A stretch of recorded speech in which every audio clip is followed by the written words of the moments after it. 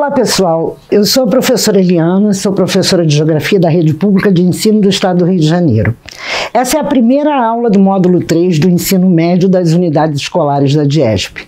E nessa aula iremos falar sobre as 3 revoluções industriais, a industrialização brasileira, a urbanização brasileira e o espaço rural brasileiro. A indústria pode ser considerada o símbolo da sociedade moderna. E o processo de industrialização apresentou 3 fases distintas, conhecidas como revoluções industriais. A primeira, que se caracterizou pela substituição das ferramentas pelas máquinas, de energia humana pela energia motriz e do modo de produção doméstico pelo sistema fabril. Iniciou na Inglaterra, aproximadamente na metade do século XVIII. Um dos principais acontecimentos dessa revolução foi a invenção da máquina a vapor e sua aplicação na produção têxtil, ou seja, na fabricação de fios e tecidos. Nesse novo cenário, trabalhadores, máquinas e matérias-primas passam a ficar reunidos em um mesmo local. Além disso, os trabalhadores não são mais os proprietários dos meios de produção. Com a divisão do trabalho e a produção em larga escala, representou um aumento significativo no volume de produção. Essa primeira fase foi movida essencialmente pela força da água corrente dos rios, que é a energia hidráulica, o que levou muitas fábricas a se estabelecerem próximas aos rios. A segunda revolução industrial, entre meados do século XIX e meados do século XX, caracterizou-se pelo grande salto da siderurgia, permitindo o uso do aço. Esse ciclo industrial se espalhou pela Europa, estabelecendo-se na Bélgica, França, Alemanha, Suécia, entre outros países. Nesse mesmo período, os Estados Unidos e o Japão se industrializaram.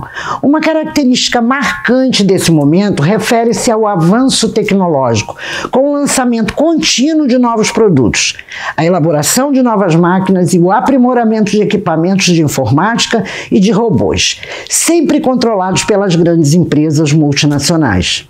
Após a Segunda Guerra Mundial, a economia internacional começou a passar por profundas transformações que caracterizam a terceira revolução industrial, bastante diferenciada. As mudanças são evidenciadas uma vez que englobam mudanças que vão muito além das transformações industriais. Esta nova fase apresenta processos tecnológicos referentes à integração entre ciência e produção, também chamada de revolução técnico-científico-informacional, com destaque para a invenção do computador e o advento da internet.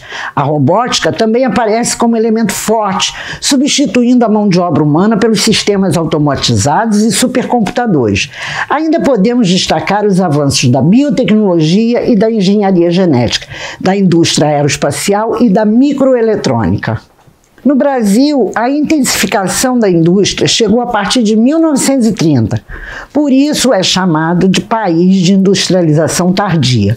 Durante o governo Vargas, o Brasil passou a substituir as importações através da estatização da economia e implantação de empresas estatais nos setores de bens de produção e infraestrutura, como a CSN, a Companhia Siderúrgica Nacional em Volta Redonda, a Petrobras, entre outras.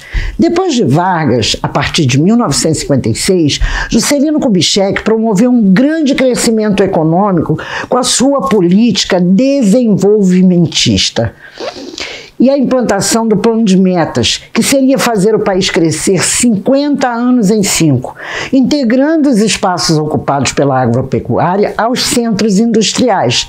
Durante o governo militar, a indústria brasileira cresceu de forma sensível, com a modernização de alguns setores.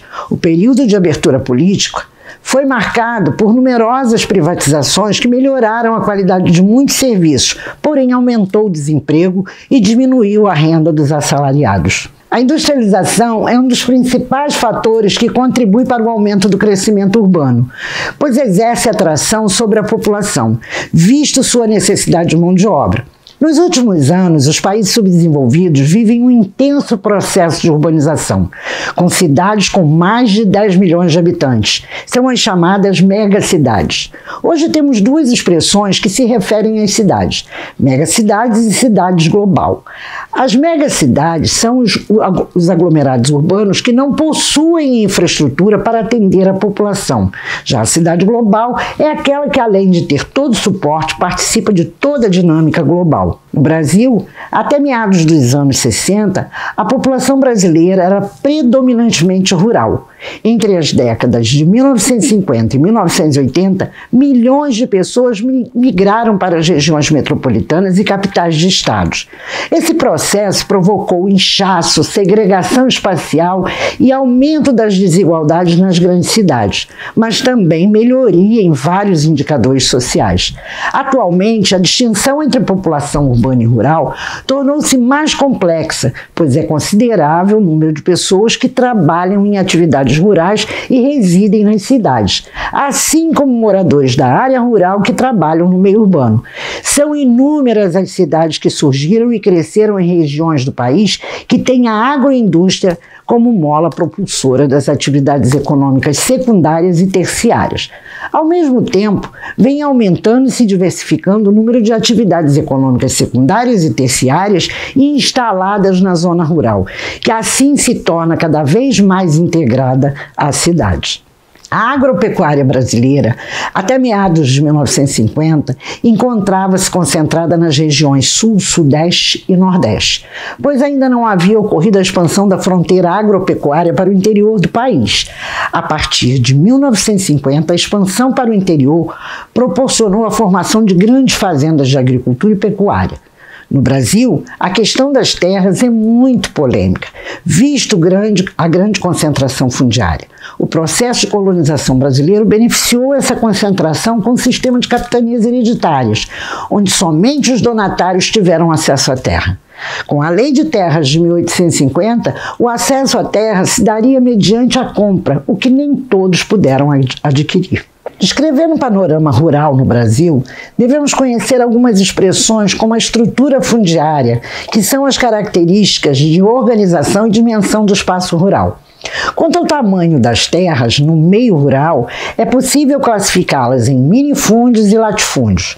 Os minifúndios são as pequenas propriedades, normalmente utilizadas para a produção familiar ou coletiva. Já os latifúndios são as grandes propriedades privadas, geralmente são espaços modernizados que praticam a monocultura de exportação.